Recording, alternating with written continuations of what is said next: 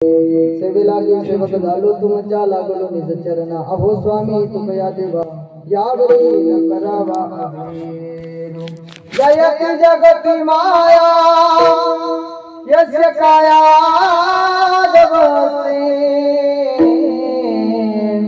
वचन रचन में कहो केवलम चाकलय ध्रुवपदमभियातो यत्र पानो ध्रुवोऽयं सकल कुशल पात्रो ब्रह्मपुत्रं नतास्मे सरस्वती माते द्यावी मजस्तुती येतो का कुळते तुझ पुढे आपल्या बाळाशी धरी आता हाती न करी फजिते जनामध्ये धन्य धन्य मुक्ता धन्य धन्य मुक्ता धन्य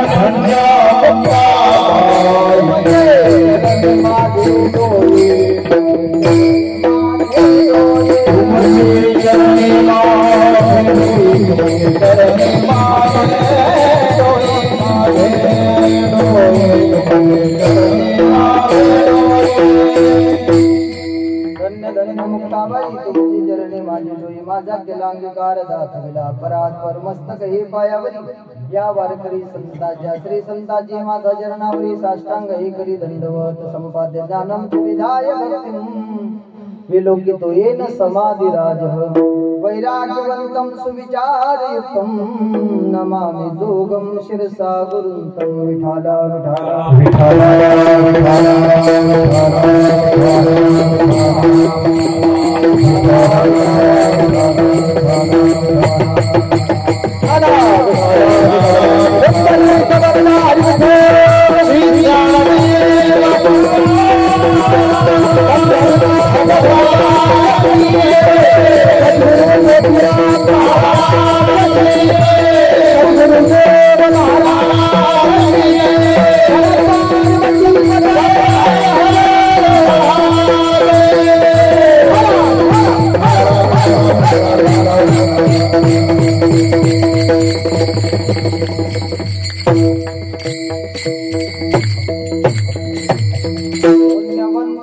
लोकी नेला दरिद्री तो भाग्यवंत केला चोरट्याचा बहुमान वाढविला कीर्तिवानाचा अपमान केला धुंद झाला तुझा दरबार प्रस्तुत प्राप्त प्रसंगी प्राप्तस्थळी कीर्तन रूपी सेवे करता निवडलेला अभंग भक्त शिरोमणी कीर्तन सम्राट प्रेममूर्ती नामदेव महाराज यांच्या दासी म्हणून प्रख्यात असणाऱ्या ओळखल्या जाणाऱ्या श्री संत जनाबाई महाराज यांचा उत्कृष्ट चौकडीचा चार चरणाचा देवासी प्रेमाचं भांडण करणारा अभंग आज या ठिकाणी कीर्तन सेवेसाठी निवडला विढाला विढाला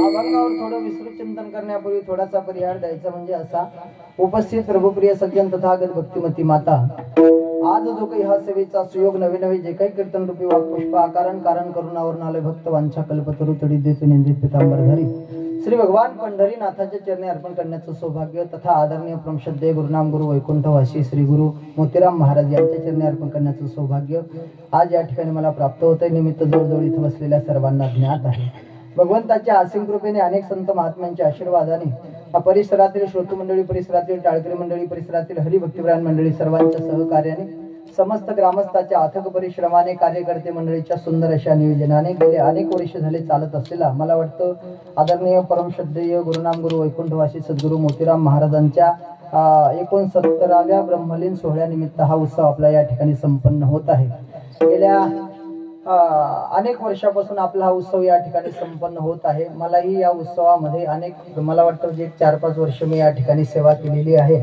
पुनश्च सेवा करण्याचा हा योग आहे मला वाटतं मध्येही 1-2 वेळेस कीर्तनाची सुद्धा सेवा झाली आणि 7ही दिवस मी या ठिकाणी या जागेवर सेवा करण्याचं सौभाग्य माझ्या जीवनात मला प्राप्त झालं आदरणीय महाराज होते आणि महाराजांचं खूप त्या ठिकाणी आमच्यावर स्नेह होता प्रेम होता खरं तर इथं आल्या आल्या मी प्रभाकर महाराजांना बोललो आणि कृष्णा भाऊ या मंडळीलाही बोललो की आल्या आल्याच या ठिकाणी खरं तर सुनं वातावरण या ठिकाणी वाटत आहे महाराज नसल्यामुळे असं एक कुठंतरी म्हणजेच ही जी उणीव आहे ते कदापि भरून निघणारी नाही महाराज आपल्यात नाही महाराजांच्या पश्चात नाही का आदरणीय परमश्रद्धेय वैकुंठवासी श्री गुरु वासुदेव महाराज आपल्यात नाहीत परंतु असं म्हटलेलं आहे सुरत से तो किरत बडी है बिना पंख उड़ जाए सूरत से तो किरत बड़ी है, बिना पंख उड़ जाए सूरत तो चली जाती है, किरत कभी ना जाए. हे शरीर जातं, पण माणसानं केलेलं चांगलं कर्म ते उत्तम रीतीनं पाठीमागे उरत असतं. उत्तमाची उरी कीर्ती मागे. मनुष्य जन्म मिलना है तो भाग्य की बात है. मनुष्य जन्म मिलना है तो भाग्य की बात है. मृत्यु होना है तो समय की बात है. मनुष्य जन्म मिलना है तो भाग्य की बात है. मृत्यु होना है तो समय की बात है. लेकिन मरने के बाद भी लोगों के दिलों में जिंदा रहना, ये तो कर्मों की बात है. ये तो कर्मों की बात है. म्हणून मेल्यानंतर सुद्धा लोकांच्या हृदयात जागा करून जाणं याला खऱ्या अर्थानं जगणं म्हणतात. आणि तसं महाराजांनी प्रयत्नातून हे या ठिकाणी आपल्याला जे वैभव दिसतं हे या ठिकाणी त्यांनी उभं केलं. परंतु महाराज आपल्यात नाही, हा मात्र या ठिकाणी खेद आहे. चला, खरं तर ज्यांनी यावेळेस आग्रह कीर्तनासाठी धरला, आदरणीय गुरुवर्य श्री हरिभक्तपरायण प्रभाकर महाराज यांनी आजच्या कीर्तनासाठी आग्रह धरला. आणि त्याच्यापेक्षाही अजून जास्त आग्रह आमचे कृष्णा भाऊ यांनी खूप आग्रह धरला की महाराज बरेच दिवस झाले तुम्ही शेलापूरला आले नाही कारण तुम्हाला यावंच लागेल. प्रभाकर बाबांना मी कसं तरी म्हटलं बाबा तुम्ही ऍडजस्ट करून घ्या, कोणाला तरी बोलवा. माझी कथा चालू आहे रावेर तालुक्यामध्ये खिरोद्याला. म्हटलं जरा प्रवास म्हणजे जास्त काही लांबचा नाही, पण रस्ते खराब आहे आणि तुमचा टाइम म्हणजे 8 ते 10 आहे. नाही 8 ते 10 आहे. 5 साडेपाच ला आज त्यातल्या त्यात रामकथेमध्ये लग्न होतं, स्वयंवर होता. त्यातल्या म्हणजे जवळजवळ 5:30 पावणे 6 त्या ठिकाणी स्टेजवर झाले आणि निघता उशीर झाला. परंतु चला, असं म्हटलेलं आहे, कोण येतो कोणाच्या घराला ज्याचा त्यासी नाही का कामधंदा, परंतु देवासाठी झाले ब्रह्मांड सोयरे. हे जे सोयर पण जोडल्या गेलं हे देवा कारणानं या ठिकाणी जोडल्या गेलेलं आहे. चला, खरं तर गोड अगदी दृष्ट लागेल असा मंडप आपला दरवर्षीप्रमाणे या ठिकाणी राहतो. माझा आवाज तुमच्यापर्यंत पोहोचवण्याकरता गोड अशी साऊंड सिस्टीम आहे, विदर्भ साऊंड पिंपळगाव राजा. आणि कीर्तनाला साथ करण्याकरता एक अवनी बडी अशी सर्व या ठिकाणी मंडळी उपस्थित आहे. आमचे परम मित्र, महाराष्ट्रातील सुप्रसिद्ध गायनाचार्य, उत्कृष्ट कीर्तनकार, आदर भागवताचार्य श्री हरिभक्तपरायण कैलासजी महाराज मोरखडे त्यांची या ठिकाणी उपस्थिती आहे. त्यांच्या बाजूला आदरणीय श्री हरिभक्तपरायण आमचे परम मित्र, ज्येष्ठ गुरुबंधू, त्यांची तब्येत बरी नाही. त्यांनी मला सांगितलं की महाराज तब्येत बरी नाही, त्यांना काहीतरी त्रास होता. ठीक आहे म्हटलं, काही हरकत नाही, ओढू म्हटलं आम्ही दोघं मिळून. काही हरकत नाही. जैसी वेळ पडे तैसे हो नाही घडे. कृष्णा महाराजांची आपल्याकडे उपस्थिती आहे नाही का. आपल्या तळणीहून सुद्धा या ठिकाणी भजनी मंडळ आलेलं आहे, परिसरातून भजनी मंडळी आली आहे. मला वाजवण्याकरता म्हणजे कीर्तनात मृदंग वाजवण्याकरता श्री हरिभक्तपरायण आपल्या परिसराचं वैभव आमचे परम मित्र गुरुबंधू सचिन महाराज विवरेकर त्यांची या ठिकाणी उपस्थिती आहे. ज्यांच्या रसाळाने अमृतमय वाणीतून तुम्ही श्री मर्यादा पुरुषोत्तम प्रभू रामचंद्रजीची कथा श्रवण करत आहात. आदरणीय श्री हरिभक्तपरायण श्याम महाराज त्यांची सुद्धा या ठिकाणी उपस्थिती आहे. माझ्या समोर आलेले आमचे सुंदर असं कथेमध्ये सुंदर अशी झाकी जे दाखवतात असे आमचे विकास भाऊ नागपूरकर त्यांची सुद्धा या ठिकाणी उपस्थिती लाभली. महाराज मंडळी आहे परिसरातून नाही का. शरद महाराजही त्या ठिकाणी बसलेले आहेत.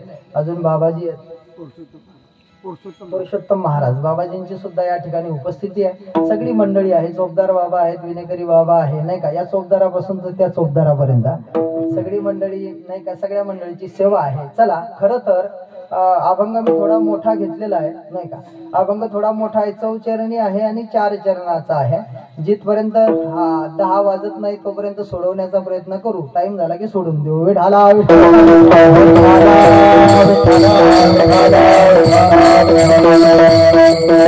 खरं तर अलीकडे कीर्तनाकडे पाहण्याचा दृष्टिकोन लोकांचा बदलला बाबाजी. कीर्तनाकडे पाहण्याचा लोकांचा दृष्टिकोन बदलला. कीर्तन म्हटलं की टाइमपास, हसण्याच्या मनोरंजनाच्या दृष्टीने लोक या मंडपाकडे यायला लागले. पण कीर्तन हे हसण्याकरता नाही, टाइमपास नाही, मनोरंजन नाही. कीर्तन हसण्याकरता नाही, टाइमपास नाही, मनोरंजन नाही. कीर्तन हे मनोरंजन नाही, कीर्तन हे मनोमंथन आहे. काय मनोमंथन आहे. या मंडपात आलेल्या प्रत्येकाच्या जीवनात बदल घडवून आणण्याचं सामर्थ्य इथल्या एका शब्दात आहे, तो घेता आला पाहिजे. नवे नवे ज्ञानेश्वर महाराज म्हटले हे अंतकरणातलं समूळ पाप घालवण्याचं साधन आहे. कीर्तनाचे निनटनाचे मला फक्त मॉनिटर द्या तुम्ही. कीर्तनाचे निनटनाचे नसिले व्यवसाय प्रायश्चित्ताचे नावच नाही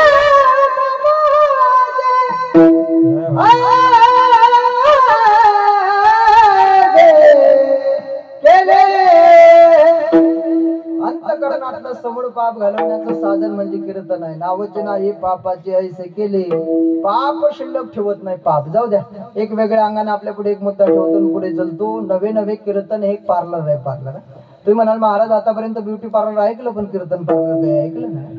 ऐका, ज्या पार्लर मध्ये तुम्हाला बाहेरच्या अंगाने सजवलं जातं त्याला ब्युटी पार्लर म्हणा किंवा सलून म्हणा, की जिथं बाहेरच्या अंगाने सजवलं जातं. पण जिथं आतल्या अंगाने सजवण्याचा कार्यक्रम केला जातो ना दादा, त्याला कीर्तनाचं पार्लर म्हणा. इथं आतल्या अंगाने सजवल्या जातं, बाहेरच्या अंगाने नाही. बाहेरच्या ठिकाणी बाहेरच्या अंगाने सजवतात. काय प्रचंड प्रचंड चमत्कार करतात ती पार्लरवाली माणसं. मी एका पार्लरवर असं वाक्य लिहिलेलं बघितलं, आमच्याकडे ट्रीटमेंट घेणाऱ्या व्यक्तीला त्याच्या घरच्या लोकांनी ओळखलं तर ₹1,00,000 बक्षीस. वा वा, काय चमत्कार करत असतील बाबाजी ते लोक. म्हणजे घरच्या लेकराला घरचे लोक ओळखू शकत नाही, इतका भयानक प्रचंड त्याच्यात चमत्कार करून मिळतो. म्हणजे इकडनं काळं घालायचं तिकडनं गोरच बाहेर आणायचं. घरचे म्हणतील आमचं तर काळ होतं, हे गोरं आणलं कुठून. इतका भयानक प्रचंड त्याच्यात चमत्कार करून मिळतो. एक वाक्य बोलू. बऱ्याच नवरदेवांना लग्न होऊन 1 ते 1.5 महिना उलटून गेला. बऱ्याच नवरदेवांना लग्न होऊन 1 ते 1.5 महिना उलटून गेला की मग त्याच्या लक्षात त्याच्या बायकोचा रंग येतो. मग तो तिच्याकडे पाहतो, मग तो म्हणतो काय होतीस तू, काय झालीस तू. लग्न मंडपात काय दिसत होती बस बघावं आणि बघतच राहावं. पण 4 दिवस शेतात गेली, पार्लरचा चमत्कार उतरला. भयानक भयानक काय करून मिळतो, त्याच्यात चमत्कार करून मिळतो. अहो, आपल्या गावामध्ये आपल्या गल्लीमध्ये 15 दिवसापूर्वी लग्न होऊन आलेली मुलगी 15 दिवसानं बघितलं की आपल्याला प्रश्न पडतो नाही का, की लग्न मंडपात बघितलेली ती नवरी हीच का बा, असा प्रश्न पडतो. म्हणून भयानक भयानक काय करून मिळतो, त्याच्यामध्ये चमत्कार करून मिळतो. म्हणून राहिल्यांनी फोटोवर जायचं नाही. मी तुमचा उपहास करतो माता माऊल्यांना असा अजिबात नाही. तुमचा उपहास करून नाही का कीर्तन अलीकडे सांगायचे तरी कोणाला नाही. सगळ्यात जास्त पारायणाला, कथेला, हरिपाठाला, काकड्याला, कीर्तनाला जर कोणाची संख्या असेल जास्त तर ती कोणाची राहते, महिला मंडळीची. तुमचा उपहास करण्याची हिंमत माझ्यात नाही. शृंगार तुम्ही नाही करणार तर मग कोण करणार आहे. शृंगार हा त्यांचा स्वभाव आहे. पण आपलीही काही कमी नाही अलीकडे, आपलीही काही कमी नाही. आपले तरुण त्याच्यामध्ये नाना प्रकारची सजावट करून मिळते अलीकडे. मी विनोदाकरता मुळीच बोलत नाही, माझा मुद्दा फार गोड आहे, तुम्हाला लक्षात घेता आला तर बघा. अलीकडे आमचे तरुणही त्याच्यामध्ये भयानक भयानक अशी त्याच्यात सजावट करून मिळते. त्याच्यात एक केस सजवण्याचा प्रकार करून मिळतो. काय केस सजवतात बा लेकर. आता आमच्या खानदेशात, आमच्या जामनेर तालुक्यात लेकर एका बाजूने सगळं रान मोकळं करतात बाबा आणि एकाच बाजूने केस ठेवतात. त्याला नाव दिलं त्यांनी वन साईड. काय नाव दिलं विकास महाराज? One side. समजा दोन्ही बाजूने जर चकाचक केलं की मग त्याला नाव दिलं टू साईड. काय नाव दिलं? Two side. आमच्या गावचं एक पोरग असं कटिंग करून आलं, त्यानं आपल्या आळंदीच्या भाषेत सगळी चप्पी करून आला. 5-50-100 केसाचा असा तुरा ठेवला इथं तुरा. तोही रंगी बेरंगी बनवला. मी नेमकं बस स्टॉप कडे जात होतो, ते पलीकडून येत होतं. मी त्याला आवाज दिला, ए पिंट्या इकडे. तो म्हणला काय हो महाराज. म्हटलं काय रे, काय प्रकार केलास हा? तुझं वारकऱ्याचं घर, वैष्णवाचं घर तुला शोभतं रे, काय केलंस हे? तो म्हणला महाराज हे तुम्हाला नाही कळणार. म्हणलं का रे? म्हणे लोक चंद्रावर गेले आणि तुम्ही धोत्रावर आले. मला म्हणला ओ बापरे. म्हटलं आता आपल्याच धोत्रावर आला. मी म्हटलं गड्या, लोक जरी चंद्रावर गेले असले, पण या देशात जे क्रांती धोत्रावाल्यानं केली ते अजून कोणी केली नाही. म्हणजे आम्ही काय धोत्र घालून फिरतो म्हणजे आमचा का वरचा मजला रिकामा आहे का? आम्ही का धोत्रावर इन करून फिरतो का? जाऊ द्या, तो स्वतंत्र चर्चेचा मुद्दा आहे. मी त्याला म्हटलं मी वन साईड ऐकली, टू साईड ऐकली, तू हा वेगळाच प्रकार करून घेऊन आला. तो म्हणला महाराज ही वन साईड आहे नाही, टू साईड आहे नाही, हिला कोंबडाकट म्हणतात. कोणती? कोंबडाकटा. कोंबड्यासारखा तुरा ठेवायचा, त्याला म्हणले कोंबडाकटा. विनोदाकरता मी बोलत नाही, माझा मुद्दा फार गोड आहे. अलीकडे त्या पार्लर मध्ये नाना प्रकारे तुमच्या केसांची सजावट करून मिळते. तुमच्या केसांची नाना प्रकारे त्याच्यामध्ये सजावट करून मिळते. आमच्या तरुणांनी त्याला एक नाव दिलं. इंग्लिश मध्ये त्याला एक शब्द वापरला जातो, हेअर स्टाईल. काय शब्द वापरतात? Hair style. ऐका दादा, त्या पार्लर मध्ये तुमची हेअर स्टाईल करून मिळते, पण कीर्तनाचं पार्लर तुमची हेअर स्टाईल करून देतं. हेअर स्टाईल काय बोलतोय मी, येते का तुमच्या लक्षात? तुम्ही तुमच्या डोक्यात कुठले विचार घेतले पाहिजे, तुमच्या डोक्यात कुठल्या विचाराला जागा दिली पाहिजे, कुठली विचाराची चक्र तुमच्या डोक्यात फिरली पाहिजे, हे जर जगाच्या पाठीवर कुठे मिळत असेल तर त्याचं नाव कीर्तनाचं पार्लर आहे. इथं आतल्या अंगाने सजवल्या जातं. सचिन महाराज म्हटले ना, कीर्तन चांग, कीर्तन चांग,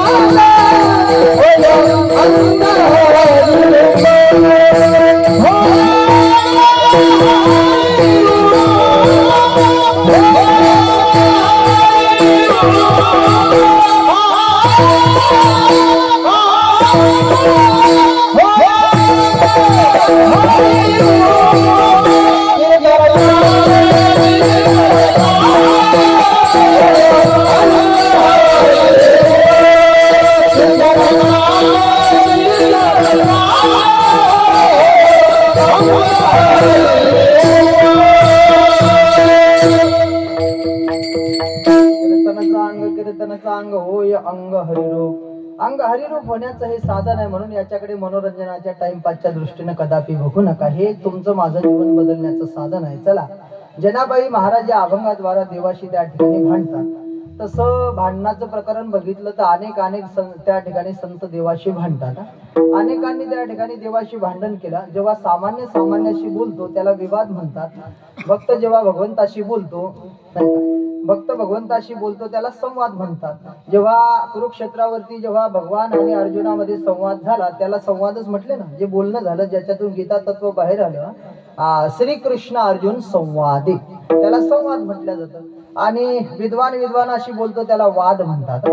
शास्त्रीय ते वाद त्या ठिकाणी घालतात. आणि सामान्याशी बोलतो तो विवाद होतो. तुमच्या आपल्यात भांडणं होण्याकरता फार मोठी कारण पाहिजे असं अजिबात नाही. क्षुल्लक कारणावरून लोक भांडतात. क्षुल्लक कारणावरून कधी नाही का, शेतावरून भांडण, शेताच्या भांडावरून भांडण, तेवढंच नाही जमलं तर लेकरावरून भांडण. तुमचं आपले भांडणं म्हटलं म्हणजे क्षुल्लक कारणावरून. झाडण्यावरून भांडणं होतात गल्लीत, आपल्या झाडण्यावरून भांडणं होतात. तेवढं नाही जमलं तर पोरावरून भांडण होतं. तेवढं एखाद्या काही लोकांना तर इतका भांडण्याचा शौक राहतो आहे का, दिवसभर जर कोणी भांडण्याकरता भेटलं नाही तर सायंकाळी याला जेवण गोड लागत नाही. काहीला इतका भांडणाचा शौक राहतो. दिवसभर कोणीच डोकं लावायला भेटला नाही, सायंकाळी घराचा रस्ता धरला, बस स्टँडवरून घराकडे यायला लागला, समोरून एक म्हातारा वृद्ध मनुष्य आला आणि तो सहज खोकलला, तरी हा पठ्ठ्या म्हणतो मला पाहूनच खोकलला. एवढ्यावरून भांडण. आणि तुमचं आपलं भांडण म्हणजे हे गल्लीतल्या गल्लीत मिटत नाही, घरातल्या घरात मिटत नाही. घरातल्या घरात नाही मिटलं की मग कुठे येतं ते गल्लीवर येतं. गल्लीतल्या गल्लीत मिटत नाही, मग गल्लीत मिटलं नाही की मग ते कुठे जातं ते तुमच्या गावात भांडणं होत नाही का? बरं आहे, मग फार चांगलं आहे. गल्लीत नाही मिटलं की मग ते जातं तंटामुक्तीकडे गावातल्या. मग तंटामुक्तीकडे जर मिटलं नाही की मग ते पोलीस स्टेशनला जातात. तुम्हाला कोणतं पोलीस स्टेशन आहे? बोराखेडी. बापरे, वेगळंच पोलीस स्टेशन आहे. मग तुम्हाला म्हटलं मोताळा बिताळा काय आहे का, काही दाताळा बिताळा मला. मग पोलीस स्टेशनला जर समजा ते भांडण नाही मिटलं तर मग कुठं जातं ते कोर्टात. एकदा का भांडण कोर्टात गेलं, तुमची आळंदी पंढरीची मुक्ताईची वारी चुकेल पण कोर्टाची वारी चुकणार नाही. तारखावर तारखा, तारखावर तारखा, तारखावर तारखा, तारीख पे तारीख, तारीख पे तारीख, तारीख पे तारीख, सिर्फ रह जाती है तारीख. निकाल मात्र मिळत नाही लवकर. एका पार्टीचे 1.5 लाख रुपये खर्च होतात, दुसऱ्या पार्टीचे 2 लाख रुपये खर्च होतात. गाढवाने शेत खाल्लं पाप ना पुण्या. आणि याच्यापेक्षा 1.5 किती झाले कृष्णा? 1.5 किती झाले? 3.5 लाख रुपये कोर्टात खर्च करण्यापेक्षा दोन्ही पार्ट्या एकत्रित आल्या असत्या आणि त्यांनी त्या ठिकाणी सांगितलं, ठरवलं असतं की हे बघा आम्ही हे पैसे कोर्टात खर्च करणार होतो, परंतु तिकडे न जाता महाराजांचा, मोतीराम महाराजांचा पुण्यतिथीचा उत्सव आहे 69वा, तर मग हे 3.5 लाख रुपये आम्ही त्या उत्सवाकरता खर्च करतो. परिणाम पुण्याची गणना कोण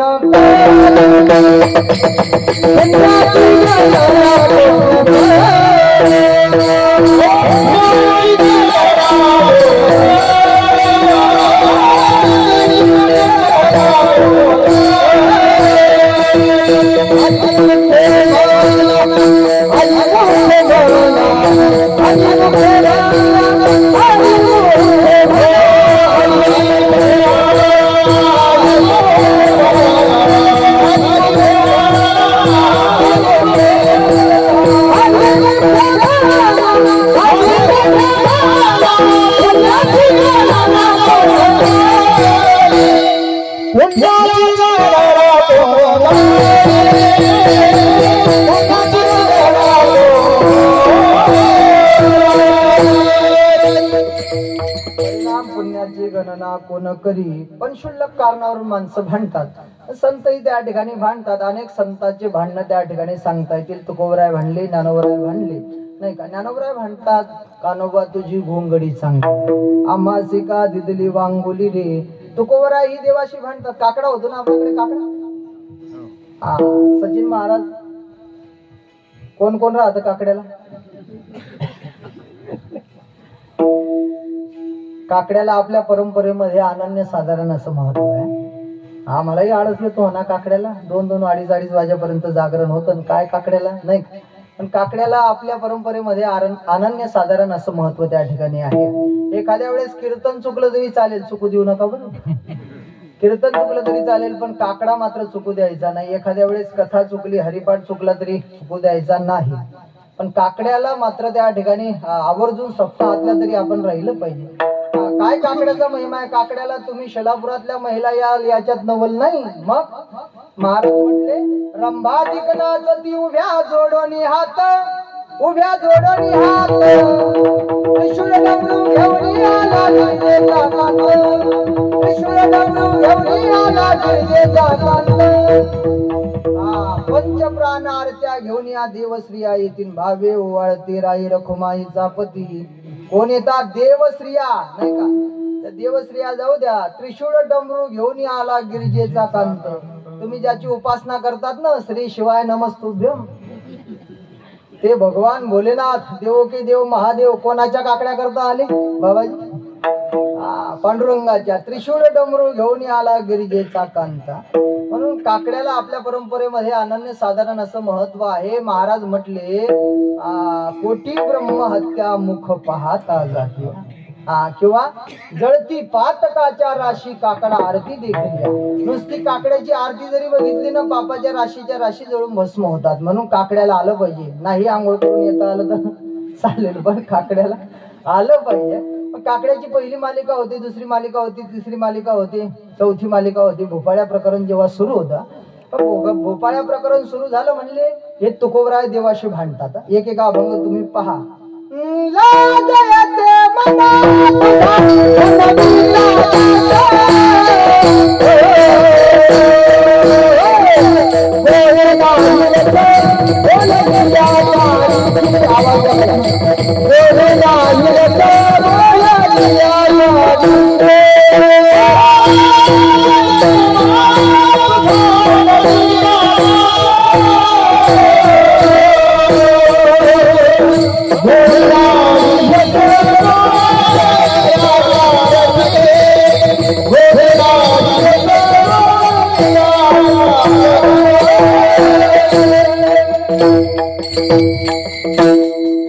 सासुरवासी मज केले भगवंता, आपुलिया सत्ता स्वाधीनता ते नाही.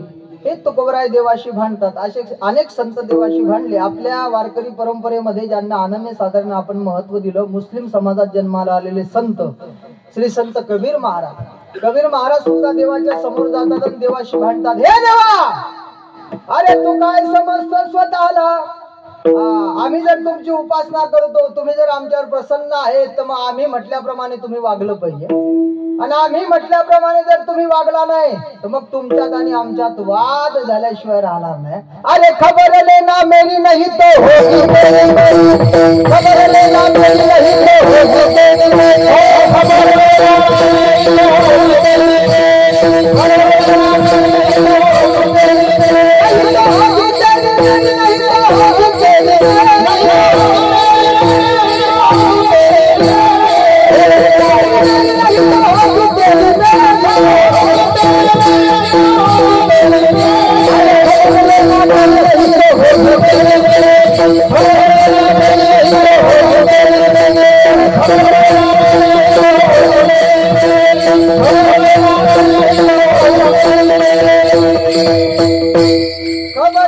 मेरी नहीं तो होगी तेरी मेरी, नहीं तो होगी तेरी मेरी, नहीं तो होगी तेरी तुला जर वाटत असेल कबीराला भोजन द्यावं, तर मग ते कसं दे? आज झालं तसं. काय काय होतात? धपाटे. वा वा वा, मरून जाण धपाटेच खात राहा. धपाटे होते. अरे भोजन देना तो अच्छा देना, देना शिरापुरी, अरे हो असंच का देना शिरापुरी नहीं तो होगी तेरी मेरी देना शिरापुरी नहीं तो होगी तेरी मेरी हाँ काहीतरी रंगात आले आमच्या जरू देना तो अच्छी देना जरू देना तो अच्छी देना लागे संत को प्यारी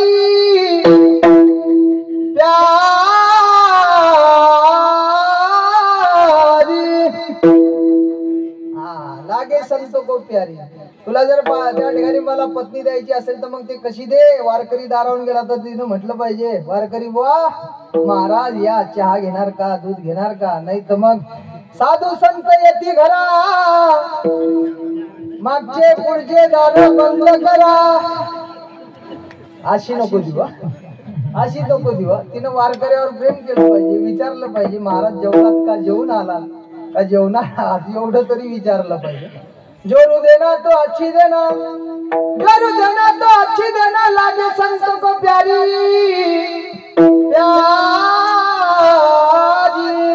लागे संत को प्यारी नहीं तो होगी तेरी लागे संत को प्यारी नहीं तो होगी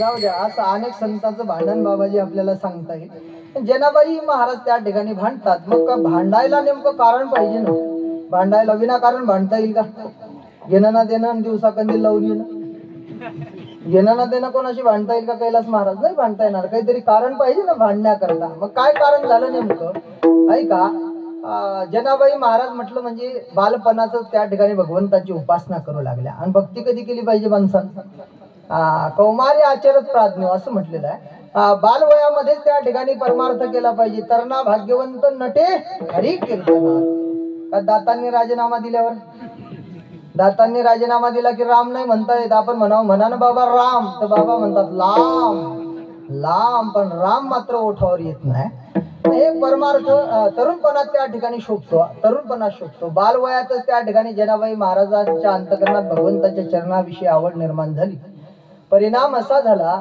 दोघही आई वडील जेव्हा त्या ठिकाणी पंढरीच्या दिशेनं वारीसाठी निघाले आषाढीचा सोहळा मरायच्या अगोदर एकदा तरी ज्ञानोबराय तुकोबराय किंवा आपली दिंडी जाते इकडनं नाही का जाते ना एकदा तरी मुक्ताबाई सोबत किंवा ज्ञानोबराय सोबत तुकोबराय सोबत पायी वारी केल्याशिवाय मरूच नका एकदा तो आनंद त्या ठिकाणी आपण आपल्या डोळ्यानं याची देहीन याची डोळा भोगू मुक्तीचा सोहळा काय महाराज वारीचा आनंद आहे काय वारीचा आनंद आहे तुम्ही जर माऊलीच्या सोहळ्यात आलात तर म्हातारी माणसं जे काठीचा सहारा घेऊन त्यांना चालता येत नाही काठीचा सहारा घेतल्याशिवाय ज्यांना चालता येत नाही अशी माणसं ज्ञानोबरायांच्या सोहळ्यामध्ये काठी फेकून देतात आणि ज्ञानोबराय तुकोबरायच्या भजनात तल्लीन होऊन बेधुंद होऊन नाचतात ज्ञानोबा माऊली तुकाराम ज्ञानोबा माऊली तुकाराम ज्ञानोबा माऊली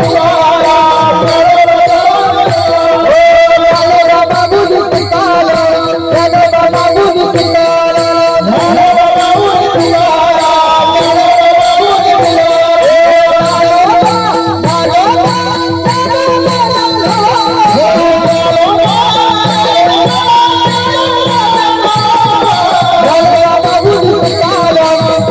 माऊली तुकाराम ज्ञानोबा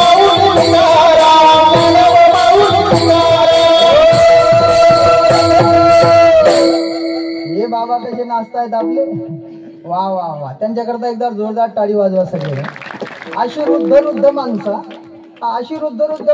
ज्ञानोबराच्या सोहळ्यामध्ये वा वा असे बेधुंद होऊन त्या ठिकाणी देवाच्या ज्ञानोबराय तुकोबरायच्या भजनात बेधुंद होऊन नाचतात म्हणून एकदा तो सोहळा त्या ठिकाणी अनुभवा खऱ्या वारकऱ्यानं कधी गेलं पाहिजे बरं वारीला खऱ्या वारकऱ्यानं पायीच गेलं पाहिजे पण नाही जमलं पायी तर मग कधी गेलं पाहिजे बरं खऱ्या वारकऱ्यानं आता पूर्वीच्या वारकऱ्यात आणि आताच्या वारकऱ्यात फार मोठा बदल झाला बाबाजी फार मोठी तफावत झाली पूर्वीचे वारकरी आणि आताचे वारकरी पूर्वी ते खेळण्याकरता जे चेंडू होते तुमच्या काळात तुमच्या बालपणात तर कोणत्या चेंडूने खेळत होती प्रभाकर बाबा तुम्ही चिंखाच्या कोणीतरी बोललं तिकडनं चिंखाची चेंडू होती पूर्वी खेळण्याकरता बरोबर आहे हा आता कशाचे आहे टेनिक्स बॉल हा, रबरी चेंडू आहे. तर ते चिंखाचा चेंडू खेळण्याकरता होता पूर्वी. तो चिंखाचा चेंडू त्या ठिकाणी घेतला की तो असा भिंतीला मारून फेकला की किती जोरात तो रिटर्न येत होता. बोला बोला, येत नव्हता, तिथंच पडायचा. आणि रबरी चेंडू, आता जो रबरी चेंडू हा भिंतीला मारला की किती दिवसानं वापस येतो. हा, ज्या गतीनं मारला त्याच्या डबल गतीनं रिटर्न येतो. ऐका, पूर्वीचे जे वारकरी होते ना प्रभाकर बाबा, हे चिंखाचे चेंडू सारखे होते. ते मारले गेले, एकदा गेले की ते शोधावं लागत होते. शोधावे लागत होते, शोधाशोध सुरू होत होती की नेमकं पंढरीला म्हातारं गेलं, मोबाईल नाही, काय नाही, कधी परत नाही का. आणि आताचे वारकरी म्हटलं म्हणजे रबरी चेंडू सारखे झाले. ज्या गतीनं पंढरीला जातात त्याच्या डबल गतीनं रिटर्न. एकादशीच्या दिवशी रक्षा खडशीच्या रेल्वेनं घरी. वा वा, धन्यवाद आहे, मेरी उमर आपको लग जाए. विठाला विठाला.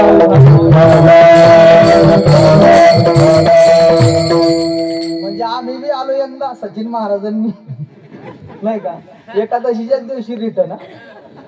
खऱ्या वारकऱ्यानं कमीत कमी नाही का अष्टमीला तिथं दाखल व्हावं. नाही अष्टमीला दाखल होता आलं, नवमी नाही, नवमीला पण दशमीला तरी आपण पंढरीत दाखल झालं पाहिजे. दशमी, एकादशी, द्वादशी, त्रयोदशी, चतुर्दशी आणि काला.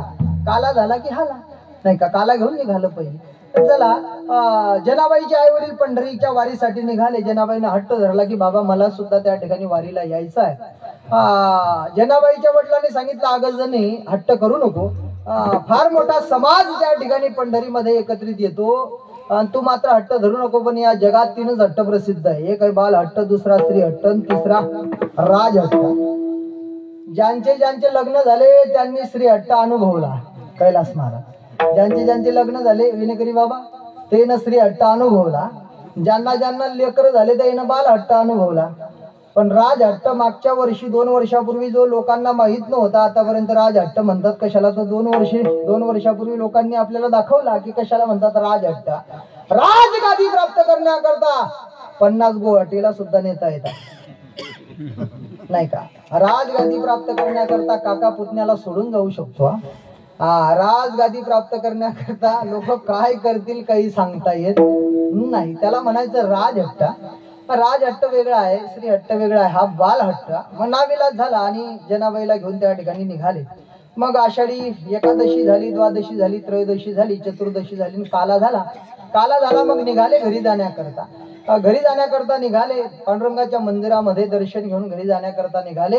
चल म्हणले त्याने आपल्याला घरी जायचंय, घरी जायचंय. पण जनाबाई मात्र त्या ठिकाणी म्हणल्या बाबा एक तर या जगाच्या मालकाला या पांडुरंगाला आपल्या घरी घ्या, नाही तर एक तर मला तरी याच्याकडे राहू द्या, मला तरी इथं सोडून द्या.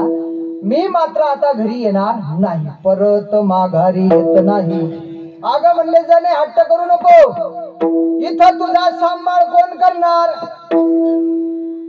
कुठं राहणार, कुठं खाणार, कुठं बसणार, कुठं उठणार, कुठं झोपणार, असं विनाकारण हट्ट करू नको. अहो म्हणले बाबा जो सगळ्या जगाचा त्या ठिकाणी भरण पोषण करतो तो त्या ठिकाणी माझं पोषण करणार नाही का?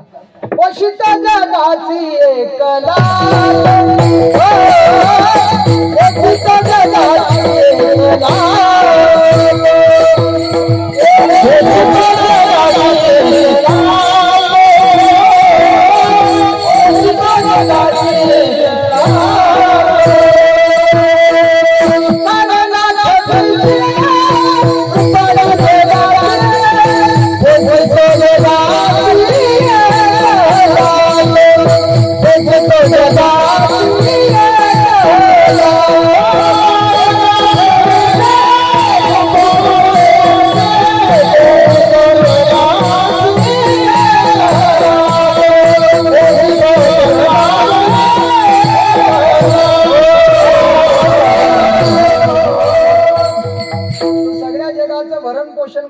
माझं त्या ठिकाणी भरण पोषण करणार नाही का? अजिबात काळजी करू नका, त्याच्या चरणावर माझी प्रीत त्या ठिकाणी जोडल्या गेलेली आहे. आता जे होईल ते होईल सचिन महाराज, जे होईल ते होईल. लगन तुमसे लगा जो होगा देखा जाएगा, लगन तुमसे लगा देखा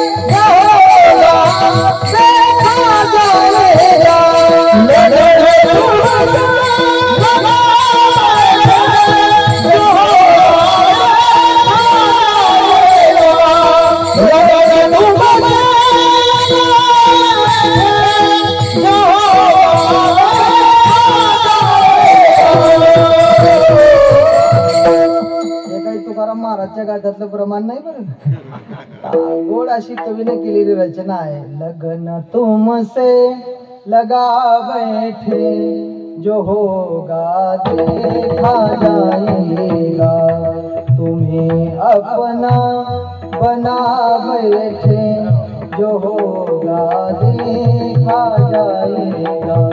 जनाबाई म्हणले आता जे होईल ते होईल, जे होईल ते होईल, मात्र मी आता हे देवाचं द्वार सोडून, हा दरबार सोडून मी माघारी येणार नाही. नाविलाज झाला, वडिलांचा नाविलाज झाला, पण मग आता हिला कोणाच्या तरी स्वाधीन करावं लागेल. समोर दिसले नामदेव महाराज. पण नामदेव महाराजांच्या स्वाधीन जनाबाईला करण्यात आलं. सांगितलं की माझ्या जनीचा तुमचीच लेख समजा. म्हटले काही काळजी करू नका, तुमची लेख काय ना आमची लेख काय, म्हणून तुम्ही अजिबात काळजी करू नका, बिनधास्त तुम्ही माघारी जा. मग जनाबाई महाराज आता नामदेव महाराजांच्या कुटुंबात येऊन त्या ठिकाणी राहू लागल्या. आता नामदेव महाराजांचं कुटुंब म्हणजे तुमच्या माझ्या कुटुंबासारखं थोडी होतं. हम दो हमारे दो, बुड्ढा बुड्ढी को वाड्यामा फेक दो.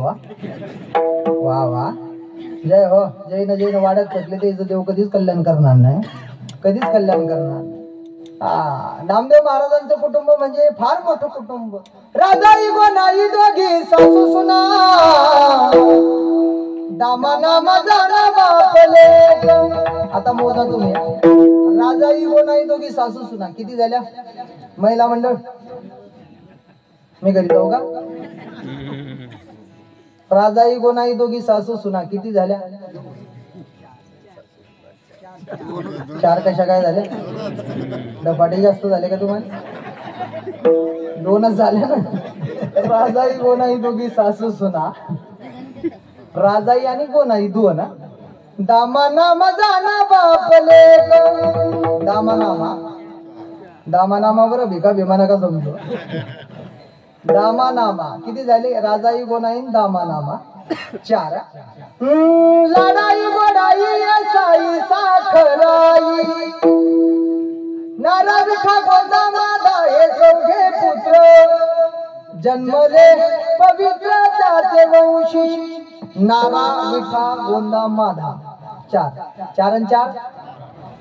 लढाई गोडाई साई साखराई, या चौघी सुना पाही नामयाच्या. 4 त्रिक 12. एक नामदेव महाराजांची बहीण आणि एक नामदेव महाराजांची मुलगी किती झाल्या? 14 लोकांचं कुटुंब. 15वी जनाबाई महाराज या कुटुंबात येऊन राहिल्या. आता भलं मोठं हे कुटुंब. आता एवढ्या मोठ्या कुटुंबामध्ये राहत असताना आता मला सांगा, आपल्या घरात आपण जास्त काम कोणाला सांगतो? काय अनुभव आहे तुमचं? जे घरात लहान आहे त्यालाच माणूस त्या ठिकाणी जास्त कामं सांगतो, त्याच्याकडून जे जमेल त्यालाच जास्त कामं सांगतो. मग आता एवढ्या मोठ्या कुटुंबामध्ये झाड लोट करण्याचं काम, सडा सावर्जन करण्याचं काम, गोवऱ्या वेचून आणण्याचं काम, हे सगळे दळण्याचं काम, हे सगळं जनाबाईकडे आलं. मग ऐका, पण जनाबाई राहिली हे भजन करण्याकरता. ऐका बरं मुद्दा. प्रभाकर बाबा कशा करता राहिली? भजन करण्याकरता. पण आता भजनाला वेळ मिळत नाही, कारण कामच तेवढे त्या ठिकाणी करावी लागत होते. पण जनाबाईनं असं कधी म्हणलं नाही की आता बस काम भरपूर आहे म्हणून भजन करणं बंद. एखाद्याला जर आपण भेटलो ना, कितवा दिवस आहे आजचा सप्ताहाचा? 4था का हो? 4 दिवस झाले आपला सप्ताह सुरू आहे, पण दिसले नाही अजून महाराज. मरायला वेळ नाही हो, मरायला वेळ नाही. कीर्तनाला कुठं, कथेला कुठं, काकड्याला नारी पाठाला नाही का, अशी कारण देतात माणसा. जशी काही यालाच काम आहेत गावात, बाकीचे सगळे लोक रिकाम जोड आहे, असे कारण देतात. पण जनाबाईनं त्या कामाला आपलं साधन बनवलं. ऐका बरं, कामाला आपलं साधन बनवलं. काम करता करता कामामध्ये काम, काही म्हणा राम राम, हसता खेळता भांडता कांडता उठता बसता हरी बोला, हरी बोला घेता हरी बोला देता, सर्व कार्य करता हरी बोला. आणि भजन करू लागल्या काम करत असताना. गोऱ्या वेचायला गेल्यानंतर भजन नाही का, सगळी काम दळण करण्याकरता बसल्या. सुंदर सुंदर त्या ठिकाणी ओव्या गायच्या, सुंदर सुंदर भजन त्या ठिकाणी. या भजनाच्या जोरावर जनाबाईनं त्या जगाच्या मालकाला हस्तगत करून ठेवलं होतं. जनाबाई दळण्याकरता बसल्या ना, त्या जगाच्या मालकानं विटेवरून उडी मारावी, त्या ठिकाणी जनाबाईकडे दळण दळण्याकरता यावं. रात्री येवनिया जनीच्या घरात, रात्री येवनिया जनीच्या घरात, रात्री येवनिया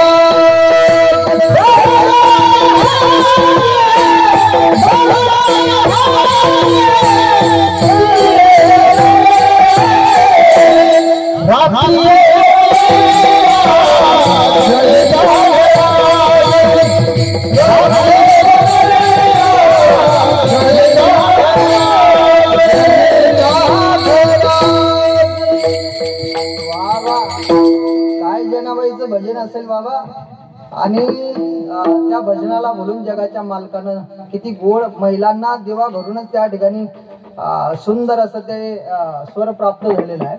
कैलास महाराज एखादी महिला स्वरात गाऊ द्या नाही तर बेस्वर गाऊ द्या पण ते गोड वाटतं ऐकायला, गोड वाटतं त्याचं ऐकायला. आपल्यापैकी जर एखाद्याचं बेस्वर झालं तर मंडपाला फाशी घ्यावी वाटतं, इतकं भयानक वाटतं, त्या भयानक वाटतं. पण हे महिलांना त्या ठिकाणी वरदान आहे. एखादी महिला स्वरात गाऊ द्या नाही तर बेस्वर गाऊ द्या, गोड वाटतं त्यांचं ऐकायला. ऐकायचंय का तुम्हाला किती गोड गातात महिला? तुम्ही 2 मिनिटं मला सहकार्य करणार का सगळ्या? हा करा सहकार्य, करावंच लागणार आहे तुम्हाला. सगळ्या मिळून सहकार्य करा. मी पुढे म्हणतो तुम्ही पाठीमागे म्हणा सगळ्या जणी. आनंदाची दीपवाळी घरी बोलवा वनमाळी. वा वा वा. आनंदाची दीपवाळी मागच्या काही म्हणत नाही. मागच्या पण म्हणा, सगळ्या म्हणा, असं मोठ्या नावा झाला पाहिजे. आनंदाची दीपवाळी घरी बोलवा वनमाळी. वा वा. काळी देवी रांगोळी गोविंदा गोविंदा.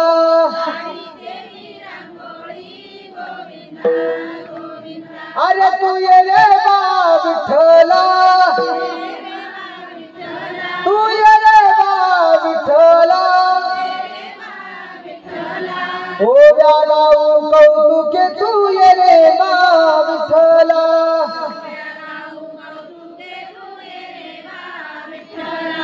ओ गाऊ कौतुके तू ये रे बा विठ्ठला.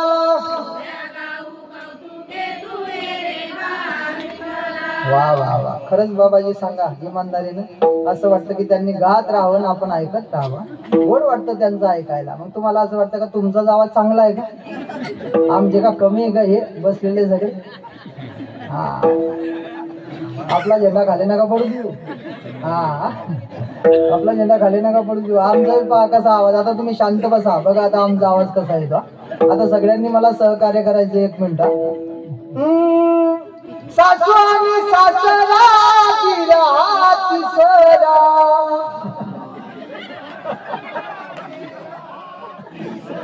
दोन्ही काय कधी दोन्ही.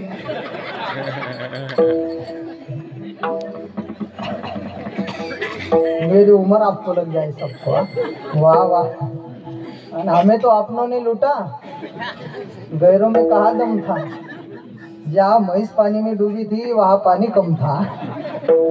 जाऊ द्या, हे असंच असंच चालत राहणार आहे.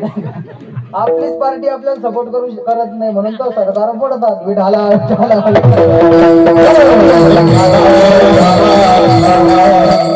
पहिला खरोखर त्या ठिकाणी गोड गातात नाही का. आणि त्या भजनालाच मात्र जगाच्या मालकाने भुलला, तो जगाचा मालक जनाबाईकडे सगळे काम त्या ठिकाणी करू लागला. झाड लोट करी जेनी केर भरी चक्र पाणी. जनाबाईला नाऊ घालायला सुद्धा देऊ येऊ लागला. एवढे काम त्यानं केले. भजन साम्राज्ञ होत्या जनाबाई. कोण? भजन साम्राज्ञ. अलीकडे आम्ही 2 अभंग गाता आले की लोक लावतात भजन साम्राज्ञी. अमुक अमुक दिदीचं भजन ठेवण्यात आलेलं आहे. 2 अभंग गाता आले, 2 गवळणी गाता आल्या की भजन साम्राज्ञी लोक लावतात. पण भजन साम्राज्ञी, भजन सम्राट आणि कीर्तन सम्राट कोणाला म्हणायचं हे खरं तर आपल्याला अलीकडे कळत नाही. कोणाला म्हणायचं भजन साम्राज्ञी, कोणाला म्हणायचं कीर्तन सम्राट आणि कोणाला भजन सम्राट. आम्हालाही थोडं चांगलं कीर्तन करता आलं की आम्ही उपाध्याला होतो 2-4 कीर्तन केसरी. वा वा. घ्या ना मग 51,000 कीर्तन नाही.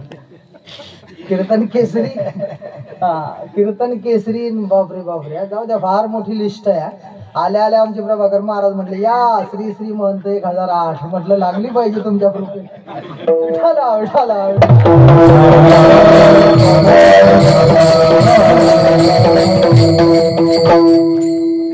नको आम्हाला काही गरज नाही त्याची. हे तुम्ही तुमच्यासारखी मंडळी त्या ठिकाणी आम्हाला एवढा मोठा आदर देतात म्हणजे आमची लायकी नसताना हेच आमच्याकरता मोठी पदवी आहे. अजून कोणती लावता? नाही, अजून कोणती लावता? असो, खर तर अनेक अनेक पदव्या उपाध्या लोक लावतात. कोणाला म्हणायचं भजन सम्राट? अरे भजन सम्राट ज्या रस्त्यानं गेला असता त्या रस्त्याच्या मातीनं सुद्धा विठ्ठल विठ्ठल म्हणावं जगद्गुरु तुकाराम महाराज. रस्त्याच्या मातीनं विठ्ठल विठ्ठल म्हटलं. ज्या गोरीला स्पर्श झाला त्या गोरीतून विठ्ठल विठ्ठल ध्वनी आला. श्री संत जनाबाई महाराज भजन सम्राटनी तिला म्हणा. जिचा स्पर्श होता बरोबर गौरीतून विठ्ठल ध्वनी येतो. कीर्तन सम्राट त्याला म्हणा की ज्याच्या कीर्तनामध्ये कीर्तन रंगात आलं. कीर्तन रंगात आल्यानंतर विटेवरच्या मालकानं उडी मारावी. पळत पळत पळत पळत जिथं कीर्तन चालू आहे वाळवंटात त्या वाळवंटात यावं. त्या कीर्तनामध्ये बेधुंद होऊन नाचावं. नाचता नाचता नाचता पितांबर सुटून गेला तरी सुद्धा भान राहिलं नाही. नाचता नाचता देवाचा गळला पितांबर. सावध होई देवा ऐसे बोले कबीर. नामदेव कीर्तन करी पुढे देव नाचे पांडुरंग. जनी म्हणे ना ज्ञानदेवा बोला भंग. नामदेव कीर्तन करी पुढे देव नाचे पांडुरंग. त्यांच्या कीर्तनामध्ये जगाचा मालक पितांबर सुटेपर्यंत नाचतो त्याला कीर्तन सम्राट म्हणा. आमच्या कीर्तनात त्या टाळकरी नाचायला तयार नाही. आम्हाला कसं काय कीर्तन सम्राट म्हणता येईल पण नाचले म्हणा एक बाबा. वा वा, विठाला विठाला विठाला. भजन सम्राटनी त्या ठिकाणी जनाबाई. आणि भजन सम्राटनी जनाबाई म्हटल्यानंतर तिच्या भजनाला देव भुलले. आणि मग सुंदर असं त्या ठिकाणी भजन चालायचं. महिलांना आमच्या मी मगाशी बोलल्याप्रमाणे त्या ठिकाणी गोडच त्यांना ते आवाज दिलेला आहे. काही काही महिला आमच्या प्रभाकर बाबा काही जोडतात त्या पण गोड वाटतं त्यांचा. टलाटन हिंगण बेटा, टलाटन हिंगण बेटा काही जोडता पण गोड वाटतं ते. आम्ही आता दिंडी घेऊन जातो शेगावला. आता आम्ही दिंडी आमची परवा 27 तारखेला आमची दिंडी संपली. भलं मोठं मंदिर बांधलं आम्ही आमच्या गावामध्ये गजानन महाराजांचं. या कधीतरी आहे आले दर्शनाला. प्रति शेगाव सेम टू सेम जशाच तसा. आमच्या गाभाऱ्यात तुम्ही उतरलात ना तळघरात खाली तर कोणी म्हणणार नाही मी चिंचखेड्यात आहे. 3 जिल्ह्यात आमच्या मंदिरासारखं मंदिर नाही. एवढी मोठी वास्तू आमच्या गावामध्ये त्या ठिकाणी आम्ही उभी केली. ते त्या दिंडीच्या माध्यमातून ते उभी राहिली. ते आम्ही दिंडीत जात असताना काही महिलांचा ग्रुप भजन करत चालतो प्रभाकर बाबा. असे भजन म्हणतात त्या महिला. एक आता आम्ही पाणी पिण्याकरता पाठीमागे थांबलो. महिलांचा ग्रुप चालला. गोड असं भजन चाललं होतं. एक महिला पुढे म्हणायची पाठीमागे म्हणायच्या बाकीच्या. अरे विठ्ठला तुझ्यात माझं मन. अरे विठ्ठला तुझ्यात माझं मन. घेतला मोबाईल लावते तुला फोन. वा काही जोडता. तो माझ्यासोबत एक पकवाजा चालत होता कैलास महाराज आपला. तो म्हणे महाराज चला ना पुढे. अरे म्हटलं थांब जरा या पुढे काय म्हणतात ते ऐकून जावं. ते पुढे म्हणे तुझी आठवण लयला येते म्हणून मी तुला मिस कॉल देते. अरे अरे विठ्ठल तुझ्यात माझं मन. घेतला मोबाईल लावते तुला फोन. वा वा धन्यवाद. काही जोडतात पण गोड वाटतं. एक महिला दळण्याकरता बसली की ती तिच्या भावाकरता गाणं म्हणायची. माझा भाऊ गेला मुंबईला हो, माझा भाऊ गेला दिल्लीला, माझा भाऊ गेला पुण्याला हो, माझा भाऊ गेला सुरतला. आता तिच्या शेजारी 2 घरं ओलांडून एक मुस्लिम कुटुंब राहत होतं. ते मुस्लिम भगिनी म्हणायची अरे ही रोज हिच्या भावाला कधी दिल्लीला पाठवते, कधी नागपूरला पाठवते, कधी पुण्याला पाठवते. आपणही आपल्या भावाला पाठवलं पाहिजे. दुसऱ्या दिवशी ती लवकर उठली पटपट हिच्याकडे यायला लागली. न जाणो तिला वाटे हिचा भाऊ पुढे ना निघून जावा. मग हिचं चाललं होतं माझा भाऊ गेला मुंबईला हो, माझा भाऊ गेला दिल्लीला, माझा भाऊ गेला पुण्याला हो, माझा भाऊ गेला नागपूरला. आता तिचा प्रॉब्लेम असा होता तिला मराठी जमत नव्हती. तिने हिच्या स्वरात स्वर मिसळला बाबाजी. ते म्हणे तेरा भाई जिधर जिधर मेरा भी भाई उधर उधर. त्याला म्हणतात टलाटन हिंगण बेटा. साधारण महिला गोड गातात तर मग जनाबाई जगाच्या मालकाने बोलावं. एक दिवसचा प्रसंग असा घडला. दळता दळता भजन चाललं. भजन करता करता करता सकाळ झाली आणि काकड्या करता वारकरी मंदिरात आले. मंदिरातली घंटेचा जसा स्वर देवाच्या कानावर पडला देव धावपडीत गडबडीमध्ये त्या ठिकाणी म्हटले की अरे विटेवर जर मी दिसलो नाही तर आता तारांबळ होईल, म्हणून देवाने धावपडीत मात्र त्या ठिकाणी जनाबाईची गोधडी घेतली आणि विटेवर जाऊन उभा राहिला. स्वतःचे अलंकार मात्र त्या ठिकाणी तिथं ठेवून गेला. वारकरी मंडळी समोर आली. गाभाऱ्यात त्या ठिकाणी गाभाऱ्याचं दार उघडलं, समोर आले. पाहतात तर काय परिस्थिती, सुंदर ते ध्यान गोधडी खांद्यावर, त्यातलं नाही बरोबर, गोधडी खांद्यावर दिसली. तो पुढे सरसावला थोडा, त्यानं ती गोधडी बाजूला केली आणि बघितलं तर देवाच्या गळ्यात मात्र अलंकार नाही. बघितलं अलंकार नाही, देवाच्या गळ्यातले अलंकार चोरीला गेले. बघता बघता बातमी मंदिराच्या बाहेर आली. मंदिराच्या बाहेर आल्यानंतर त्या ठिकाणी अख्ख्या पंढरपुरात बातमी पसरली, देवाच्या गळ्यातले अलंकार चोरीला गेले, देवाच्या गळ्यातले अलंकार चोरीला गेले. तुम्हाला जर एखादी बातमी फास्ट पोहोचवायची असली ना, बस कोणालाच सांगायची नाही. एखाद्या माता माऊलीला म्हणायचं, मावशी तुम्हाला म्हणून सांगतो, कोणाला सांगू नका. जिथं बातमी जाते, कुठं जिथं जिओला रेंज येत नाही तिथं सुद्धा बातमी पोहोचते. भयानक फास्ट नेटवर्क आहे त्याचा. मग जिकडे तिकडे बातमी पसार झाली. मग पंचायत बसली की देवाच्या गळ्यातले अलंकार चोरीला गेले. मग नेमकं प्रकार काय झाला, आता पंचायत म्हणलं एक जरा डोकेबाज होतो, हुशार होता. ते म्हणे एक काम करा, सुरुवातीला काय परिस्थिती होती, कोण बघितलं, फर्स्ट देवाला ज्याने बघितलं त्याला माझ्या समोर आणा. मग त्याला समोर आणण्यात आलं. काय परिस्थिती होती, त्यानं सांगितलं की देवाच्या खांद्यावर गोधडी होती. मग हे गोधडी ज्याची त्याच्याकडे अलंकार. मग शोध अलंकाराचा नाही, गोधडीचा सुरू झाला. मग गोधडीचा शोध जेव्हा सुरू झाला तो जनाबाई महाराजांपर्यंत पोहोचला. आणि 2 शिपाई पुढे 2 शिपाई मागे जनाबाईला त्या ठिकाणी घेतलं. जणी म्हणे अहो असं काय करता, मी मात्र त्या ठिकाणी हे अलंकार चोरलेले नाही.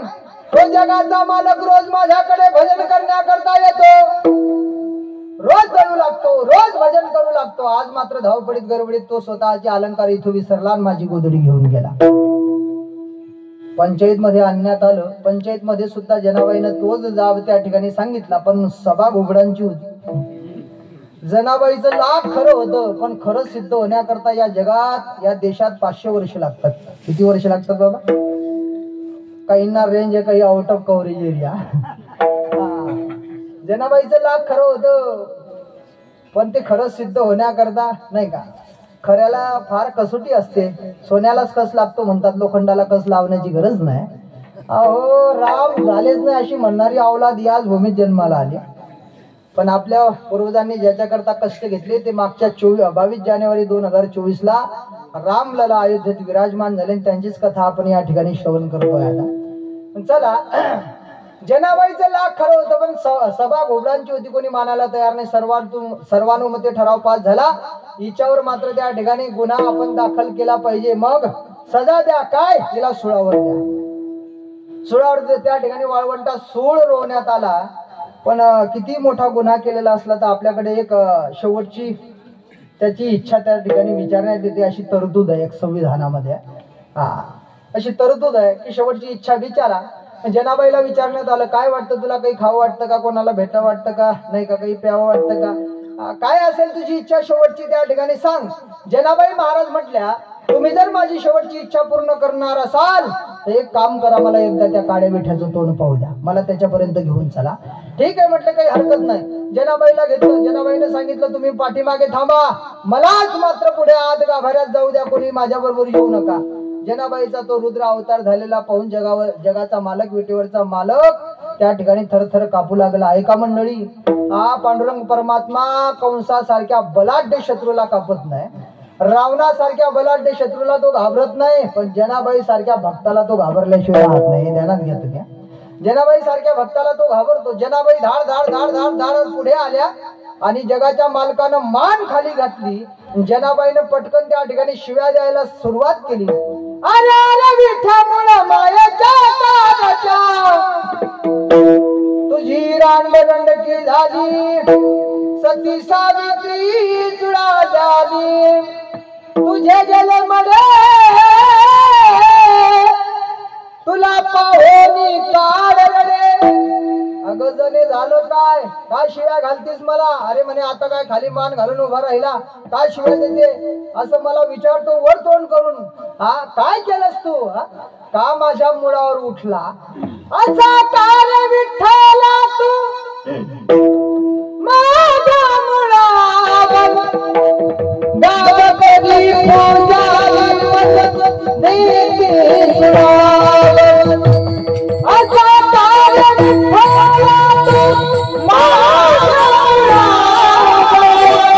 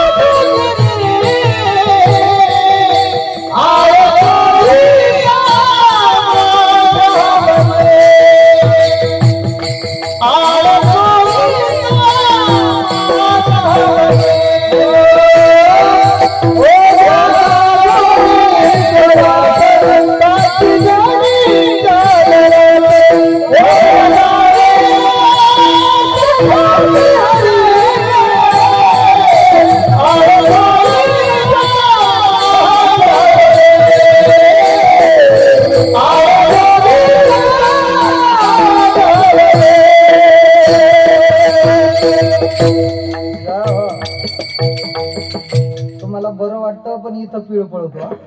वा वा जावे त्याच्या वंशात तेव्हाकडे आड चोरीचा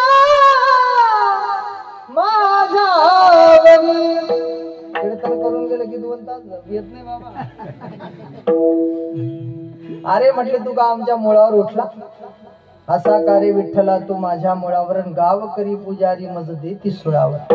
तूच माझ्याकडे रोज भजन करण्याकरता येतो. आज मात्र तू अलंकार ठेवून गेला आणि त्या अलंकारामुळे माझ्यावर चोरीचा आळ आला आणि ती लोक मला सुळावर देत आहे. आणि मला माहित आहे आतापर्यंत तू अशीच कामं करत आला. आता काय खाली मान घालून त्या ठिकाणी उभा राहिलेला आहे. तू आतापर्यंत हेच केलेला आहे. तू भक्ताचा छळ केलेला आहे.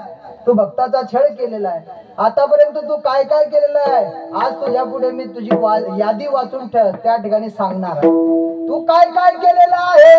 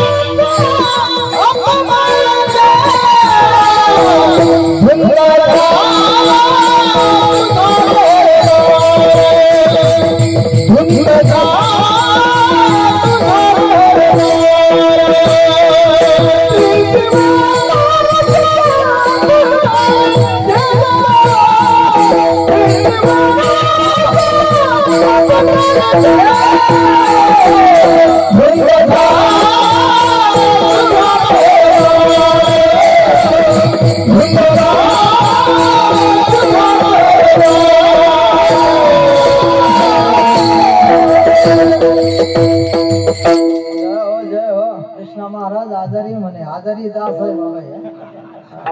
चांगले जर असते तर मग वा वा धन्यवाद आहे तुम्हाला. महाराज म्हटले आमच्या कैलास महाराजांनी गोड प्रमाण सांगितलं. जनाबाई महाराज म्हटले तू काय काय केलं. पुण्यवंत पाताळ लोकी नेला. पुण्यवंत पाताळ लोकी नेला. पुण्यवान असणारा तो बळी मात्र त्या ठिकाणी त्याला तो पाताळात नेऊन ठेवला. आता हा अभंग जर पहिल्या दिवशी समजा घेतला, पहिल्या दिवशी जर समजा किंवा दुसऱ्या दिवशी जर अभंग कीर्तनकाराने घेतला तर रोज फक्त कीर्तनकार बदलवायचा, अभंग नाही बदलवायचा. अभंग नाही बदलवायचा. एक टूक सांगितलं की एक कीर्तन, एक टूक सांगितलं की बाबाजी एक कीर्तन. पुण्यवंत पाताळ लोकी नेला. एवढ्यावर 1 तास कीर्तन होतं, 1.5 तास कीर्तन होता. मग काय पुण्यवान पाताळात नेला. कोण पुण्यवान, कसा नेला नाही का. त्याच्यावर चर्चा आपण थोडस नाही का एक स्पर्श करतो, तुम्ही ऐकून आलात सगळं. जेव्हा देव आणि दानवांमध्ये युद्ध झालं आणि बळीनं त्या ठिकाणी तिन्ही लोकांवर आपलं आधिपत्य त्या ठिकाणी स्थापित केलं. पण असं म्हटलेलं आहे, इंद्राचं सिंहासन ते कोणालाही प्राप्त करता येत नाही. भागवतामध्ये त्याला शतक्रतू म्हटलंय. इंद्राचं एक नाव आहे, कोणतं? शतक्रतू. जो 100 यज्ञ करतो त्यालाच ते सिंहासनावर बसता येतं, अन्यथा बसता येत नाही. 100 यज्ञ करावे लागतात. पण जरी त्या ठिकाणी तिन्ही लोकांवर आधिपत्य स्थापित केलं तरी सुद्धा गुरुनं सांगितलं, तुला यज्ञ केल्याशिवाय तुला बसता येणार नाही. इंद्राचं सिंहासन तुला हस्तगत करता येणार नाही. मग 99 यज्ञ पूर्ण झाले. 100वा यज्ञ सुरू होता. देव त्राहिमाम त्राहिमाम त्राहिमाम करायला लागले. भगवान परमात्म्याकडे आले, वाचवा वाचवा वाचवा. अरे झालं काय? अहो म्हणले, आता तो बळी 100वा यज्ञ पूर्ण करतोय, त्यानं जर 100वा यज्ञ पूर्ण केला तर मात्र आमची संपत्ती आम्हाला मिळणार नाही. देव म्हणले, चिंता करू नका, मी कश्यप आणि अदितीच्या पुत्री त्या ठिकाणी अवतार धारण करतो. आणि पयोव्रत नावाचं व्रत त्या ठिकाणी अदितीला करायला सांगितलं. आणि भगवान परमात्मा वामनाचं रूप धारण करून त्या ठिकाणी अवताराला आले. वामनाचं रूप धारण करून अवताराला आले आणि बळीच्या यज्ञ शाळेकडे येण्याकरता निघाले. यज्ञ चाललेला होता. यज्ञ मंडपाजवळ आले आणि त्या ठिकाणी आवाज दिला, भिक्षाम देही भिक्षाम देही. आता बाकीचं तुम्हाला माहित होते काय रूप होते देवाचं नाही का? 52 अंगुल म्हटले त्याला, वामन. आता हिंदीमध्ये वकारचा बकार होतो. शेतकरी वर्ग बहुतांश आपण या ठिकाणी आहोत. तुमच्याकडे 5 मोजताना कशी मोजतात? बोटाने, इंचानं किंवा बोटाना. अशी बोटानं 5 मोजल्या जाते. कृष्णा महाराज नाही का, 4 बोटी 6 बोटी 8 बोटी नाही का, अशी डौरं आणायचं म्हणलं की डौरच म्हणतात. आमच्याकडे वखर म्हणतात. भागाभागाची पद्धत वेगळी आहे. आमच्याकडे माणसं जामनेर तालुक्यात मेल्यावर जाळतात बाबा. म्हणजे 20 किलोमीटर गेलं की भाषा बदलते नाही का, रीत भात बदलते ना. तुमच्याकडे डौर म्हणतात, आमच्याकडे वखर म्हणतात. मग तो वखर कोणता? लहान असो का मोठा असो, वखरच म्हणतात. ते लहान फक्त कोळपे, ते छोटे छोटे जे आहेत त्याला कोळपे म्हणतात आमच्याकडे. जे भुईमुगात आणतात नाही का, किंवा ज्वारीत पकडतात नाही का, त्याला कोळपे म्हणतात छोटे छोटे. किंवा अजून काय म्हणतात त्याला आपल्याकडे? सडे कोळप्या. तुमच्याकडे डवरे म्हणतात. मग ते 5 मोजत असताना अशी मोजल्या जाते नाही का, 16 बोटी 18 बोटी नाही का अशी. तसं भगवान वामनाची हाईट 52 अंगुल असं भागवतात. त्याचं वर्णन आहे बाबाजी. 52 अंगुल असल्यामुळे त्यांचं नाव पडलं बामन. काय नाव पडलं? वामनचं बामन. वकारचा बकार झाला. 52 अंगुल त्यांची हाईट होती. ते भगवान परमात्मा सुंदर असं रूप, राजस सुकुमार, मदनाचा पुतळा, रवी शेषिकळा लोकलिया. देवाचं रूप आहे ते. पांडुरंग कांती दिव्य तेज झळकती, रत्न केळ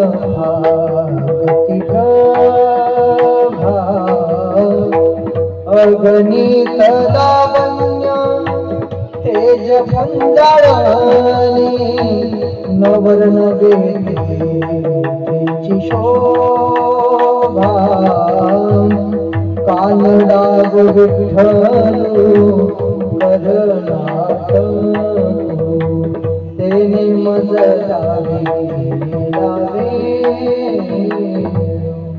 अत्यंत त्या ठिकाणी लावण्य ते भगवंताचं रूप. बळीराजाला त्या जसा कानावर आवाज पडला, भिक्षाम देही. बळीराजा ताडकन उठला.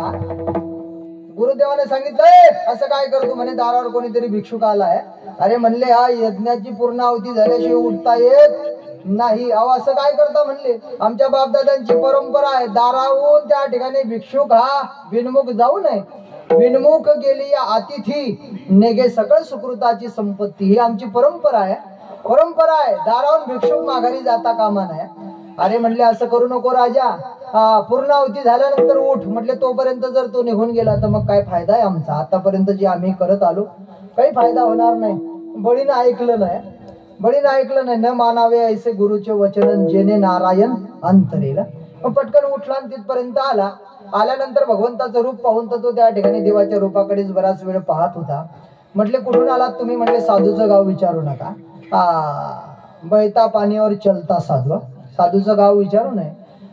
बरं म्हटले, म्हणजे काय पाहिजे तुम्हाला मागून घ्या. म्हणले राजन हे बघा असं आहे की आम्ही आमच्या कामनांवर स्टॉप लावलेला आहे, जास्त नको जास्त नको म्हणले. ते एक म्हण आहे ना, गुजर करे तो चाहिए मौज करे तो गुजर करे तो चाहिए क्या मौज करे तो है क्या, अशी एक म्हण आहे. म्हणून जास्त काही त्या ठिकाणी मी माझ्या कामनांवर स्टॉप लावलेला आहे म्हणे, जास्त काही नको. पण हे बघा म्हणले, का मागत नाही तुम्ही जास्त, मला समाधान मिळालं पाहिजे असं काहीतरी मागा. अहो म्हणले राजन तुम्हाला समाधान मिळालं पाहिजे म्हणजे काय करू म्हणले, मागून जास्त नाही का, मागे ना पुढे फपुडा उडे. आपल्या कोणी मागे नाही कोणी पुढे नाही, कशाला विनाकारण जास्त मागायचं. म्हणले हे क्षत्रिय आहे, हे असं नाही बसण्याकरता, हे कमंडलू म्हणे पाणी भरण्याकरता. ताण लागली की पाणी भरून घ्यायचं, पोटा करता कुठेही 2 घरं मागली की खायला मिळतं. जास्त अजिबात मी लोड घेत नाही, टेन्शन घेत नाही म्हणे, जे मिळतं त्याच्यात समाधान मानतो. नाही म्हणले तुम्हाला काही नाही म्हणून तुम्ही मागत नाही. ग्राम कांचन गुणवद्धाम रुष्टम, फार गोड संवाद आहे दोघांचा. कधीतरी भागवत तुम्ही उघडान वाचा, फार गोड संवाद आहे. आता लक्षात आलं म्हणले की तुम्हाला मागे कोणी नाही म्हणून तुम्ही मागत नाही. मग एक काम करा म्हणे, आम्ही दरवर्षी शिबिर भरवतो म्हणे. काय म्हणे बळी, आम्ही दरवर्षी आमच्या वतीनं 50-50 100 ब्राह्मणाच्या मुलीची विवाह करून देतो म्हणे, त्याच्यात विवाह सोहळ्यात तुमचा विवाह सोहळा उरकून देऊ म्हणे. बरं ठीक आहे म्हणे राजन, तुम्ही तर दानी आहात, तुमचे बाबा दानी होती, परबाबा दानी होती, तुम्ही दानी आहात, तुम्ही लग्न लावून द्याल. बरं ठीक आहे, लग्न लावून द्याल तर मग एका छत्रीत तर 2 जण राहू शकत नाही. त्याची तुम्ही काय व्यवस्था कराल, बंगला बांधून देतो म्हणे तुमच्या करता. बरं ठीक आहे राजन, तुम्ही बंगलाही बांधून द्याल, बंगला बांधून द्याल. बरं ठीक आहे, मग बंगला बांधून दिल्यानंतर त्या ठिकाणी लेकर बाळ होती. म्हणले हो होती. मग त्यांच्या शिक्षणाची व्यवस्था, जेवणा खावण्याची व्यवस्था, चिंता करू नका म्हणे, सगळं काही आपल्याकडे भांडार आहेत भरलेले. शिक्षणाची व्यवस्था आमच्या पूर्वजांचं त्या ठिकाणी हिरण्यकश्यपू विश्वविद्यालय आहे म्हणे, त्याच्यात तुमचे लेकर शिकतील म्हणे, नाही का. शंड अमरक तिथं शिकवण्याकरता होते गुरुजी म्हणून, त्याच्यात तुमचे लेकर शिकतील, चिंता करू नका. बरं ठीक आहे, ते तुम्ही व्यवस्था कराल, पण लेकर होतील तर मग किती होतील म्हणे, तुम्हाला माहित किती होतील. बरं झाले तर त्याच्यातले एखादी मरू शकतं. ऐका बरं, मी माझ्या मनाचं बोलत नाही, तुम्ही भागवत उघडान वाचा. त्याच्यातलं एखादं मरू शकतं. राजन म्हणले हो मरूही शकतं. मग त्याच्यातलं जर एखादी मेल्यानंतर मग रडावं लागेल म्हणे. म्हणे हो रडावं लागेल. मग म्हणले राजन तुम्ही त्या रडण्याची काय व्यवस्था कराल. बळीराजा म्हणला महाराज ते रडण्याकरता काही मी तळणीहून लोक रोजाना आणणार नाही म्हणे, रडावं तर तुम्हालाच लागेल. म्हणले हे बघ राजन, मग त्या पाठीमागून रडावं लागेल, नंतर रडावं लागेल, असं काम कधी माणसाने करू नये. मी माझ्या कामनांवर स्टॉप लावलेला आहे, जास्त काही नको. अहो बाबा म्हणले हा हिंडून फिरून आला तिथंच, पण काहीतरी मागा, मला समाधान मिळालं पाहिजे, मला देऊन समाधान झालं पाहिजे. हे बघा म्हणे तुमचाही माझाही त्या ठिकाणी नियम चुकू नये, तुमचाही नियम चुकू नये, म्हणून मधला मार्ग काढतो म्हणे. मधला मार्ग काढतो, एक काम करा, मला फक्त तुम्ही 3 चरण भूमी द्या म्हणे. बळीराजा हसायला लागला. आणि हे बघा म्हणले राजन, अहो म्हणले तुमच्या 3 चरणामध्ये तर एक आसन सुद्धा बसणार नाही. 2 फुटाचं असे छोटे छोटे तुमचे चरण आहे. आणि हे बघा राजन, ते काही असो म्हणे, छोटे असो का मोठे असो, पण मला 3 चरण भूमी दे. आणि ऐक, ते तुझ्या पायानं नाही मोजणार, माझ्या पायानं मोजी ना, हे त्याला दिला. तुझ्या पायानं नाही मोजणार, माझ्या पायानं मोजेल. मग तर बळी अजून हसायला लागला. तुमच्या चरणानं काय भूमी मोजल्या जाईल, जे असेल ते असेल म्हणे, तेवढे द्या. पण तेवढ्या ठीक आहे म्हटले, वचन दिलं तुम्हाला, दिलं वचन, दिली तुम्हाला त्या ठिकाणी 3 चरण भूमी. वचन दिलं आणि तेवढ्यात मात्र शुक्राचार्य तिथपर्यंत आले. दोघांचा संवाद त्या ठिकाणी ऐकत होती. त्यांनी डोळे बंद केले, दिव्य दृष्टीनं बघितलं, सांगितलं राजा तू काय वचन दिलं असेल ते याला त्या ठिकाणी सांग, नकार दे. अरे हा 52 नाही 53 नाही, हा देवानाम कार्य साधक, हा देवांचं कार्य साधण्याकरता हा कपटी विष्णू वामनाचं रूप धारण करून आलेला आहे. म्हणून एक काम कर, याला तू नकार दे. म्हणले गुरुजी असं काय करता, मी वचन दिलेलं आहे, प्राण जाई पर वचन न जाई. आमचे वचन जर त्या ठिकाणी गेलं तर आमचे पितर नरकात जातील. मग जरी हा त्या ठिकाणी विष्णू असला तर काय हरकत आहे. म्हणले मग ठीक आहे, तू संपत्ती हरवल्याशिवाय त्या ठिकाणी राहणार नाही. श्राप देऊन टाकला शुक्राचार्यांनी. असं वर्णन आहे. संकल्प म्हटले, भगवान म्हटले संकल्प करा, तो संकल्प करायला लागले. अहम वामनाय त्रिपादाय भूमिदान करिष्येत. अहम वामन भगवानाय त्रिपादाय भूमिदान करिष्येत. असा संकल्प करायला सुरुवात झाली. असं वर्णन आहे की तो शुक्राचार्य त्या नळीत जाऊन बसला म्हणे. कुठं जाऊन बसला? पाणी पडणार नाही तर संकल्प होणार नाही, पण बळीने शुक्र आंधळा केला. मग तो आंधळा झाला की त्याला आता तरी सांगितलं देवानं आंधळा करण्याचं काय कारण आहे?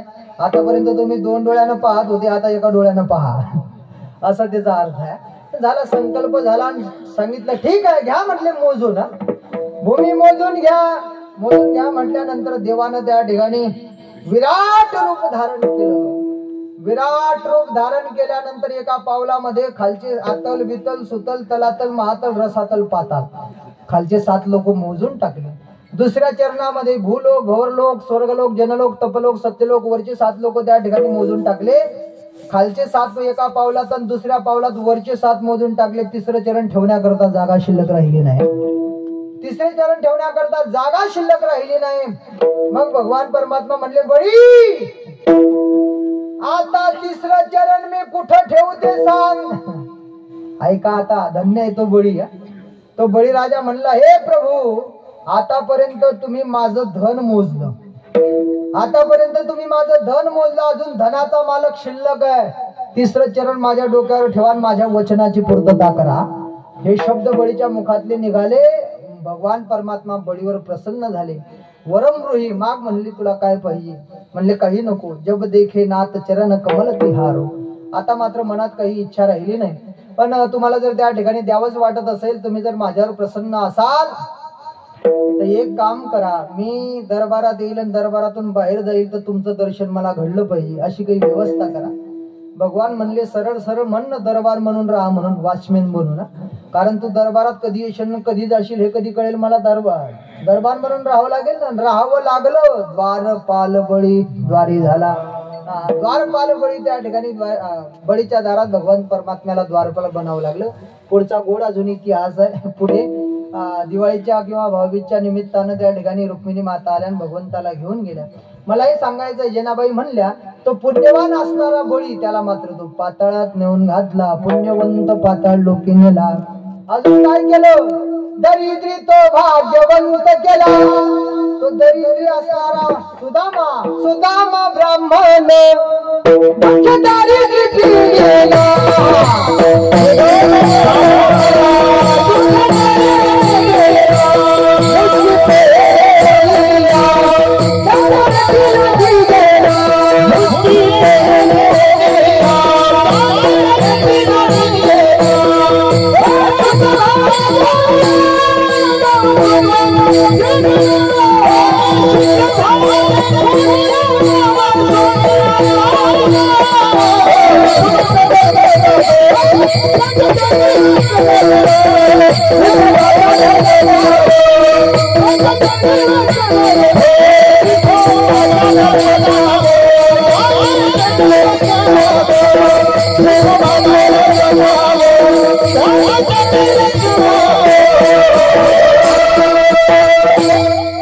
शुद्ध भाव देखून या गाव सोनियाचा दिला गा. दरिद्री तो भाग्यवंत केला.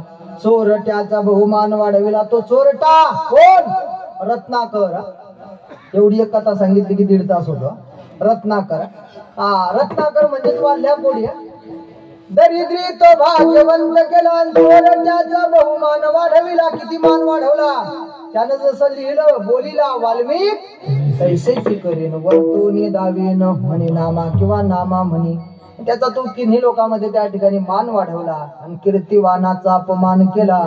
आता कीर्तिवानाबद्दलची अनेक उदाहरणं आपल्याला देता येतील. कीर्तिवानाचा अपमान केला. धुंद झाला तुझा दरबार. हे देवा तुझ्या दरबारात न्याय राहिला नाही. जनाबाई म्हणल्या अंधेरी नगरी बेबुद्ध राजन टकाशेर भाजी टकाशेर खाजा. तुझ्या दरबारात न्याय राहिला नाही. धुंद झाला तुझा दरबार. एकदा संप्रदायाच्या नियमाप्रमाणे असे वरती हात करा सगळेजण. महिला मंडळ पुरुष मंडळ सगळे. जो हात वर करणार नाही त्याला त्याची शेजाऱ्याची शपथ आहे. असे वरती घ्या सगळे आणि हाताने टाळी मुखाने नामचिंतन. विढोबार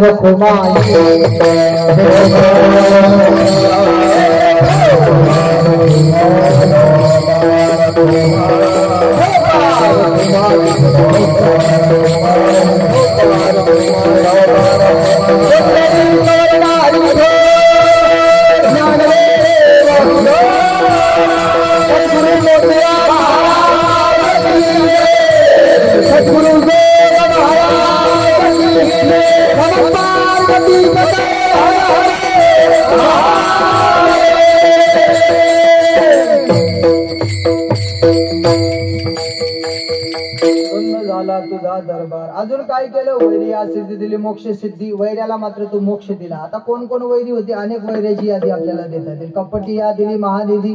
कपट करणाऱ्याला तू मोक्ष दिला. आणि त्या ठिकाणी कपटी या दिली, महानिधी. सेवकाच्या ढोंगाने मिळे चिंधी, चाळकासे त्रैलोक्य भावे बंदी भो. तो सेवक, त्याला मात्र त्या ठिकाणी चिंधी सुद्धा मिळाली. कोण? दासत्व निकाट हनुमंते केले, मनोनी देखिले रामचरण, मनोनी देखिले राम. दासत्व करणारा हा मंत्र आहे. सेवकाच्या डोंगाने मिळे चिंधीन, चाळकासी त्रैलोक्य भावी वंदी. चाळकाला मात्र त्रैलोक्य भावनेनं वंदन करत. कोण चाळक? म्हणले तो नारद, नाही का? नारम ज्ञानम ददाती ती नारद. हा जो ज्ञान प्रदान करतो त्याला नारद म्हणतात. किंवा नारम ज्ञानम देती खंडयती ती नारद. हा जो अज्ञानाचं खंडन करतो त्याला नारद म्हणतात.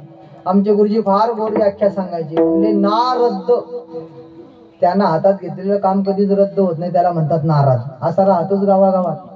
कोणत्याही गल्लीत जाऊ द्या तुम्ही, कोणत्याही पार्टीत जाऊ द्या, त्याला बसण्याकरता खुर्ची आहे, चहाची बशीन कप हातात आहे त्याच्या. चाळकासी त्रैलोक्य भावी वंदी हो. न्याय नाही तुझ्या दरबारात. धुंद झाला तुझा दरबार. पतिव्रता तीव्रता गंतविली, वेश्या गणिकाती सत्य लोकांनी कळी सोपुळा लावली. स्वतः जगुळ तू नासवलं. यादव वृंदा ही गोष्ट बरी नाही केली. धुंद झाला तुझा दरबार. सत्ववानाचा बहु केला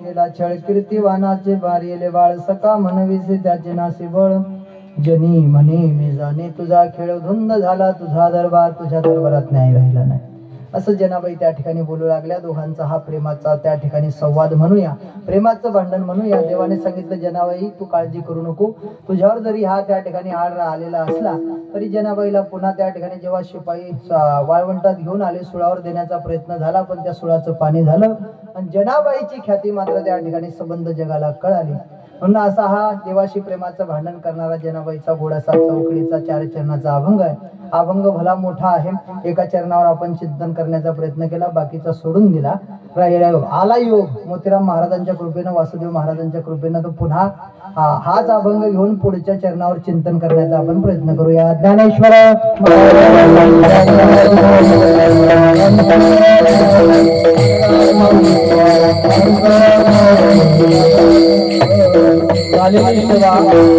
सद्गुरु मोतीराम महाराजांच्या चरणी सद्गुरु वासुदेव महाराजांच्या चरणी समर्पित करत असताना बोलण्याच्या ओघात जे काही चुकीचे शब्द माझ्या मुखातून निघाले असतील तो माझ्या बुद्धीचा दोष आहे जे योग्य या ठिकाणी उभं राहून बोलता आला असेल ते गुरुवर्यांचा एखादा शब्द घसरलाच असेल तर तुम्ही आई वडिलांचं अंतकरण करून माफी द्या अशी अपेक्षा आपल्याकडून बाळगतो या ठिकाणी थांबतो हरी विठ्ठल जय जय